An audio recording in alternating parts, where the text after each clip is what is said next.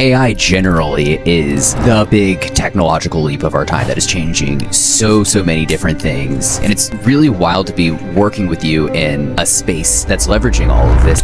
And so it's going to be easier and easier for small teams of any variety to kind of go to market and try to find that MVP more effectively. So in the past, that would have taken me like a whole month to go learn the game engine, a whole month to retool and reskill in, Golang and all the things that go into that, to finally get like one of those like 8 MVPs that I made. The thing there is to kind of like trust but verify, make sure that like they have the accreditations, they have been audited by third parties, and you can like trust that that is like legitimate. So we're back for the third podcast we've had in, I don't know, almost 3 weeks technically. Yeah, we're staying on schedule. Welcome back, everybody. We were initially talking a lot about Merlin Mines at kind of the start, and Walter's approach to it, my involvement. You'll see anyone who's watching these consecutively or popping in for the first time, you'll see us wandering to different related topics, and now that we have some info about like who are we, what are we doing, how did we get here, we also are just interested in talking about the industry and things that are relevant and interesting to us, and hopefully interesting to you. The cool thing about working in tech is like this is a very quickly evolving space. So something that's really even interesting in this is, we're going to talk about a lot of these topics, and who knows how different some of these will be in just like a matter of months, right? Right. Yeah. The primary goal here is to just find cool topics that are related to what we're doing and just kind of get some feedback on that. Help us to share some ideas and perspectives and hopefully bring some value to your day. Yeah. Should be a good time. Yeah. And I'll chime in with this. Anybody who's watching this, if there's something here that really grabs your interest, you'd like to hear us talk about more, or if you have thoughts on it, please drop a comment, shoot a message, email one of us. If you think we're like wildly wrong or mistaken on something, then correct me, call us out on it. Or if there's something you'd like us to dig into in the future, we'd love to hear any and all thoughts you have. Yeah, absolutely. So I think you've got a few topics prepared, and we'll kind of go back and forth here. Something that's been kind of exciting recently has just been like the trends in AI. Lots of things going on. So what do you think about that, Cayman? Yeah. Where do you want to start? Yeah, absolutely. I mean, that's the, AI generally is the big technological leap of our time that is changing so many different things. And it's happening so incredibly quickly. And it's really wild to be working with you in a space that, that's leveraging all of this. I remember us talking probably late in high school just about big technological jumps. And I don't know if you remember this conversation. This sticks out to me now. I think about it regularly. I remember us talking about like, okay, so like, in our lifetimes, when we were very young, that was kind of the advent of the personal computer and having it at home, and then the internet and the fledgling internet. And we saw fledgling social media, and shortly after the launch of the first iPhone. And, that all those had such wide-ranging impacts, like something I often describe is the release of the first iPhone. Nobody would have predicted the likes of like the gig economy, or like Uber being a great example, right? Airbnb. And I remember at that time us talking about like, what do we think will be the next big thing? And I can't remember which of us had said it, but I remember 2 predictions being made, and it was self-driving cars and artificial intelligence. And I wrongly guessed that self-driving cars would be here first and would have a bigger impact on us more quickly. And I was wrong. We're starting to see some, but they haven't made these seismic shifts in the same way that AI is already doing. So I don't know if you remember that conversation. That's something I think about regularly.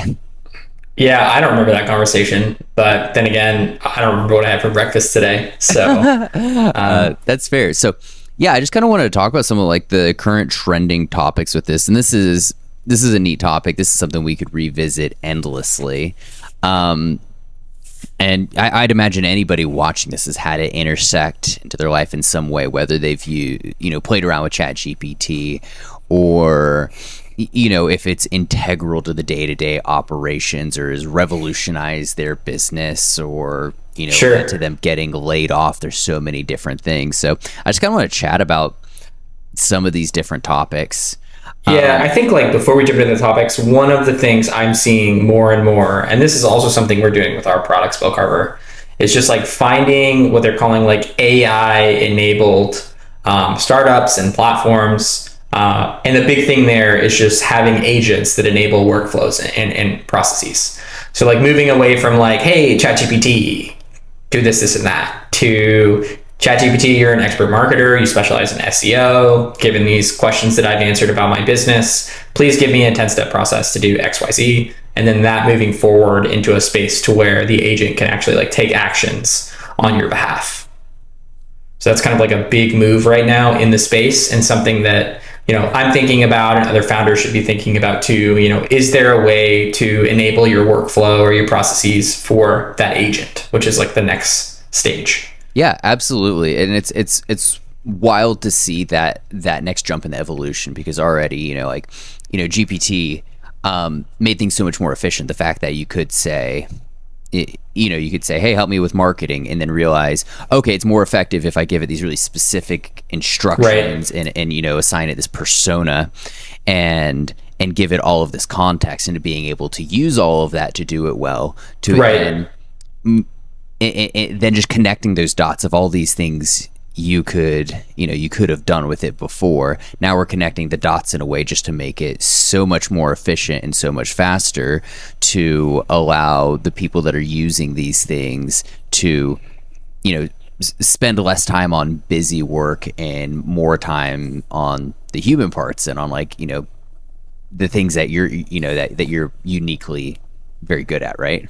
Right. Yeah, I think that it's going to lead to some like really interesting predictions, like maybe as profound as the self-driving car or AI that we talked about in high school. But I think it's going to continue to fracture the larger corporate structures and allow smaller and smaller groups of people to kind of go off and build their own pirate ships and kind of go to market. One of the bigger barriers is just like all the things you have to like start a small business. You need marketing, you need sales, you need expertise in some subject matter, and then you need to find a product that people want to buy. And so it's going to be easier and easier for small teams of any variety to kind of go to market and try to find that MVP more effectively. Yeah, absolutely. Yeah, the fact that it allows individuals and small teams to be so much more effective is a massive game changer. I can think of and something that's not even development focused, just focused on the business side, just needing to write marketing copy or put together a plan that I could do, or copy's a great example. I write pretty quickly, but I don't write ChatGPT quickly. Yeah. And having the ability for it to give me a rough draft and give me that initial, that framework and that initial bump, so that, writing copy for an email goes from taking 15, 20 minutes of working it through and game planning it to, oh, cool, I have a rough draft. Great. I know exactly how I want to change it. And now right. 3 to 5 minutes and I can, get back to other things is a massive, massive game changer. And then yeah, it's kind of cool with the next leap of personas being, I don't even need to give it all of this context. It'll just need one prompt, knows who I am, knows how to optimize for what I'm doing, and then that next step that'll be of it being able to then execute on those steps. That's really exciting stuff. Yeah, I heard recently it's going to be more and more important to be a generalist, because AIs are like specialists that still need a master. And so preparing that, critiquing that, trying to find ways to, I think effective is probably the wrong way to look at it. Really what I think is emerging is the ability to quickly iterate and like wear a new hat. And so it's gonna like reduce the barrier to entry for people on like a lot of things. And so people are going to continue to go like super broad instead of being super narrow, which is like an anti-pattern in our current like financial society. Most people get really, really specialized, and they're like, I do this one little tiny thing, right? It doesn't matter what you look at. Doctors, dentists, engineers, we all specialize in something, because that's how you make more and more capital, but I don't think that's going to continue to be the case. I think the AIs are going to become the specialists, and then the generalists are going to be the ones that are successful. Yeah, I very much agree, especially like in the tech space. You no longer need to have one guy on staff who can who specializes in building this one type of system, or is really, really great at writing in this one programming language, because that AI agent can already be that specialist in it. You just Right. need somebody directing it, and somebody with the big picture and the the human element, that that generalist, instead of them being a hyper specialized, just individual component. Right. Yeah, it's going to be really, really interesting to see how things emerge over the next few years. Something really fun that I got to do recently, and maybe we'll link this at the bottom of the show notes for anybody who's like into gaming or building games. Like, I took a small AI engine, like it's called Abatine. It's like a 2D engine, super duper simple, and built like a bunch of prototypes, like in a weekend, like how to do a turn-based game, how to do a card game, how to do real-time strategy, how to do a platformer, and built the entire thing with an agent that I trained on that game engine, and maybe less than like a 4-hour like time sink. So in the past, that would have taken me like a whole month to go learn the game engine, a whole month to retool and reskill in Golang and all the things that go into that, to finally get like one of those like 8 MVPs that I made. So like the barrier to test things has gotten so much lower, which is awesome. Yeah, absolutely. Being able to do so you said about 8 MVPs in what, 4 hours? 4 hours, yeah. Yeah, is an absolutely wild turnaround versus, if you all had a broad set of skills already, you would have been lucky to crank out an MVP of a game in a week. Right. And that's even assuming you have pretty disparate skill sets. Yeah. And you'd have to be like the game engine you used, you'd already have to be a subject matter expert in. You'd have to be pretty good at animation, video editing, things like that, some audio. It's kind of changed the game on the way we can iterate on fun things. Yeah. Well, this yeah, definitely share that. If anybody listening to this ends up checking it out, let us know what you think about it. Let us share it if you end up doing something with that, yourself. So, a slight pivot from these agents and such, but just kind of like looking broader at AI and all the advantages of it, but also some of the concerns with it. Since Merlin Minds has so much specialty in high security practices, I'm interested in hearing your thoughts on security and privacy, because I have friends who work in cybersecurity who are point blank like banned from using a lot of AI products on their work devices due to potential security and privacy risks. So I just kind of like to open it up to you for a general conversation on security and privacy and AI and the intersection of all that. Yeah, I mean, like, I think there's like different tiers of security. So we'll kind of like start at the bottom and work our way up. A lot of the bigger providers like Anthropic or ChatGPT or even Cursor have enterprise offerings that have like SOC 2 plus accreditation with like a bunch of like big rubber stamps on like, hey, like we anonymize your data. If you pay us the enterprise license, we don't actually use any of your data. We send you to another model that like doesn't know anything about like what's going on. We won't train your data on stuff. So like, I think the thing there is to kind of like trust but verify, make sure that like they have the accreditations, they have been audited by third parties, and you can like trust that that is like legitimate. So in the event that like there's an audit or like something happens, like you're compliant and you're safe. I think the next tier up from that is like, hey, like we are getting a lot of value from these tools in our like incubator projects that we've kind of like put into their own little secure environment, and we've allowed them to do things that are kind of like decoupled from the enterprise. That's probably where you're getting to the point where you want to host your own models, or at least lease them from somewhere else.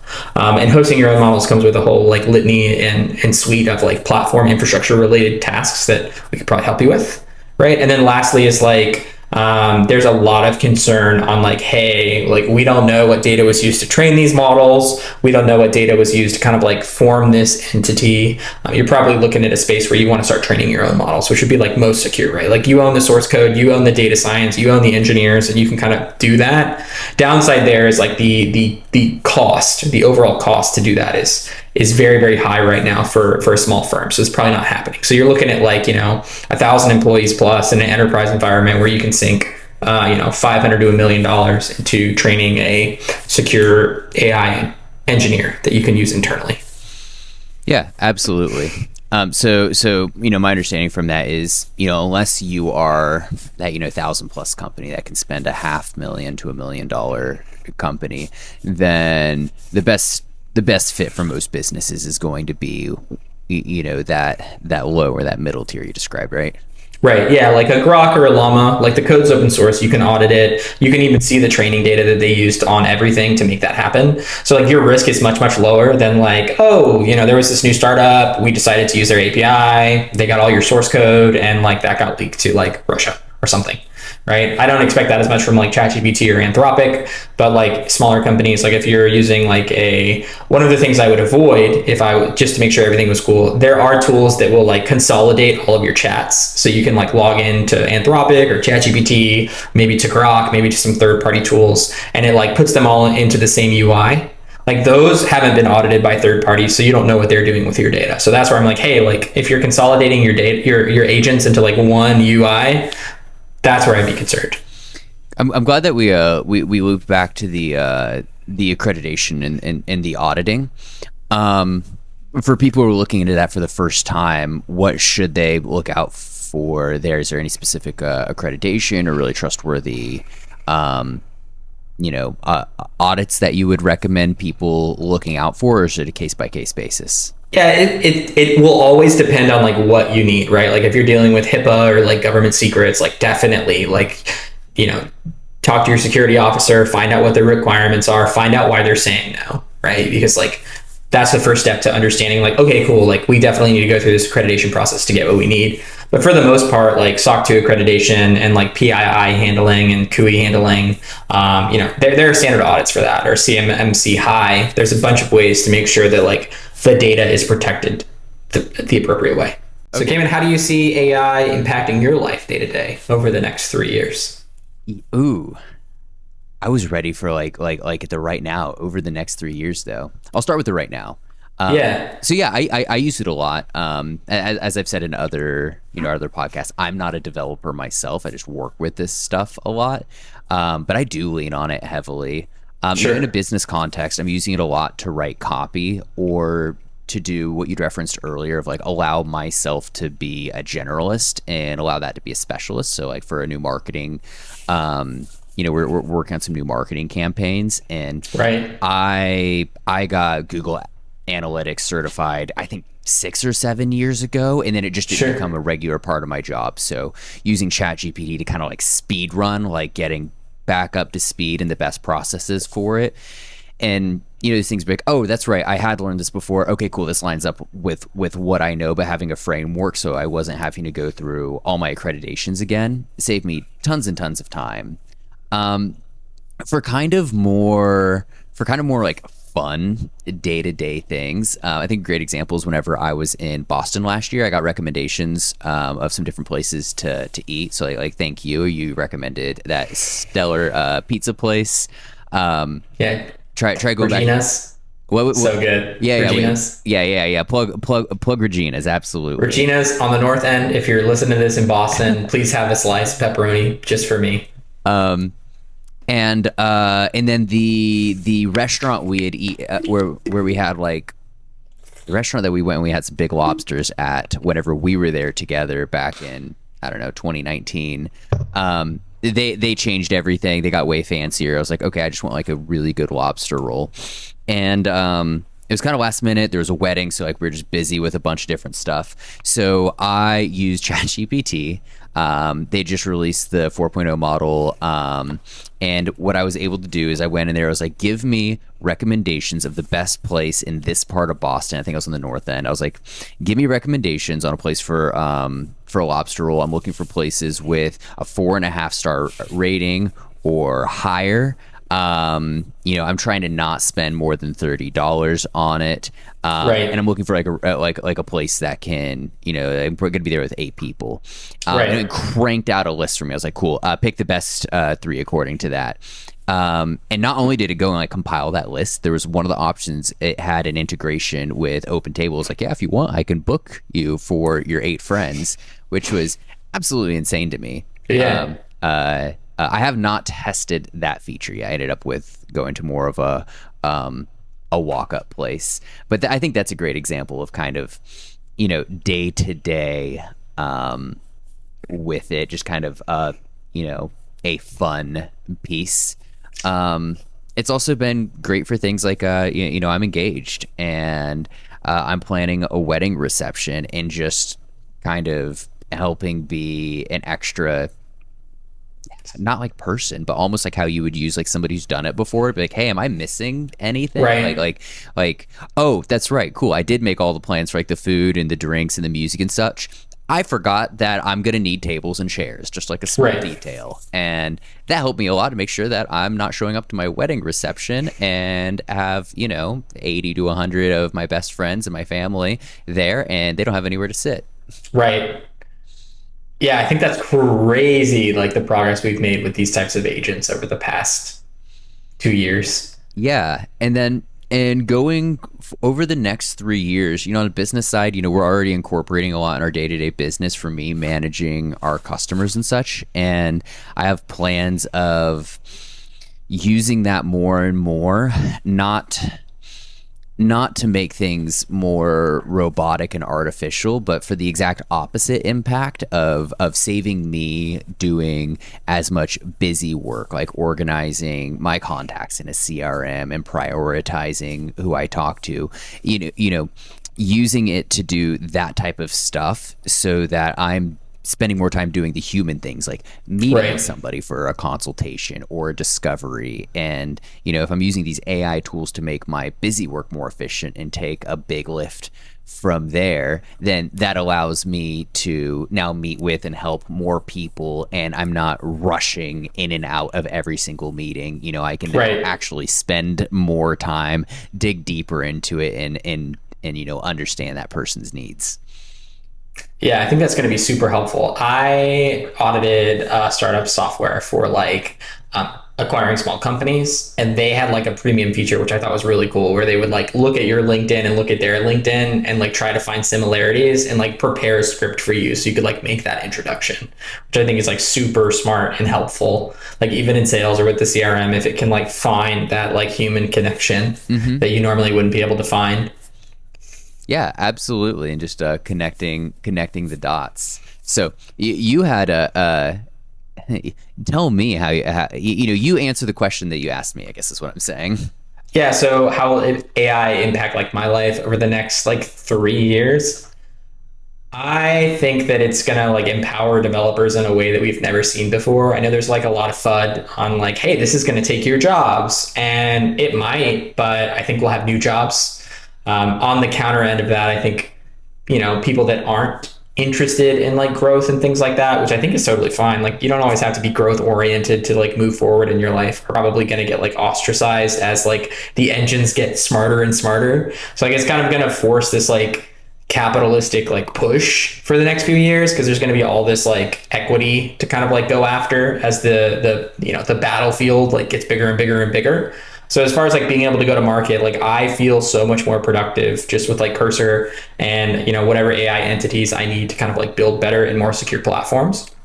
I see like in the next 2 to 3 years, like I think, or even zooming out a little further than that, like I think we're going to start seeing like Cortanas, basically like from Halo, where like you will have a Cortana or whatever, or an AI agent of some variety that is like, with you, Master Chief, like on the hunt. I think that's going to be real. Like, I think we're like, The only thing between that is like maybe the cost, but for bigger firms, like that is going to become like such a possibility. Like big firms probably already have this, right? Where it's like you sit down and you're doing stuff with your like sidekick who's like going off and doing things while you're doing things and coming back.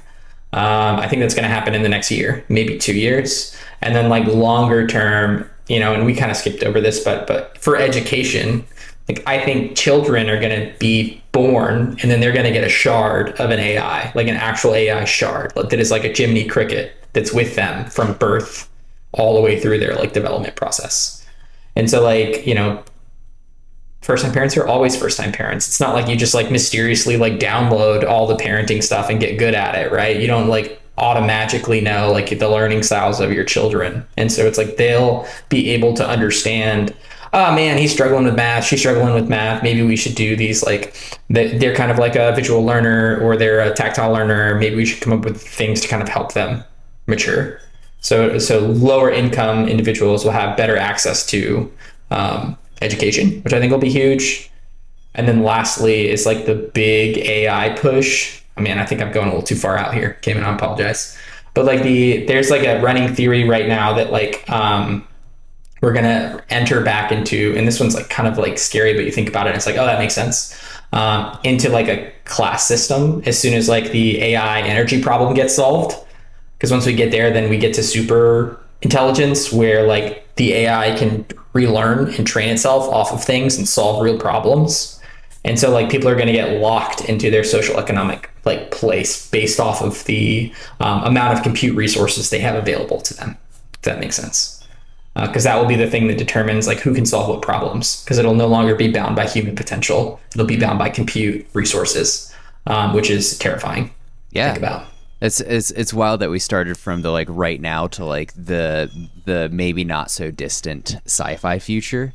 One of the pieces in there that I wanted to comment on too was it might take your job now, like people being concerned about that. I think it's a really interesting thing to navigate, especially if we're transitioning from more specialists to more generalists. Yeah. And I've come to this conversation with people before of that happens with any technological leap. Like whenever, you know, for a really rudimentary one, the invention of the automobile took a lot of jobs from, people driving their horse buggies and such. Right. And that, I think that was part of the opposition of cars becoming more popular. And, whenever we had leaps in computing in the past, then we needed, less people doing manual calculations or less programmers. It became more efficient. But then things shifted, and okay, well, now as we need less people doing that, now there are all these new roles open and available, and these new things to do that weren't possible before. Yeah, it's going to be a brave new world, right? Like, I think for people our age and a little older, it's going to be difficult, predominantly because, we were raised in an educational world where it was like, you specialize in the thing, you go do the thing, and you're good to go for 40 years, right? And now it's like, oh, congratulations, like that actually is not the model. So it's going to shatter the reality of a bunch of people. They're going to have to refigure all that out. There's going to be a bunch of scrambling, and then it'll kind of even out after a while. Yeah. Cool. Well, awesome. Well, like I said at the top of the podcast, anybody seeing this, if you have any thoughts on this, you think we hit the nail on the head for something, we're wildly wrong about it, please, drop a comment. Let us know what you think about it. Let us know if there's any topics you'd like us to dig into, or if you have thoughts on any of these or related content or topics. We'd love to get into it with you and hear what you think. Yeah, and if you made it this far, thanks for hanging out with us. We're really grateful for your time. You could have spent your time anywhere. You chose to send it here, and so we're really grateful for that. And I love to talk to you guys. Reach out on LinkedIn. We're pretty active there now, on X, or email us. Thanks so much. Later.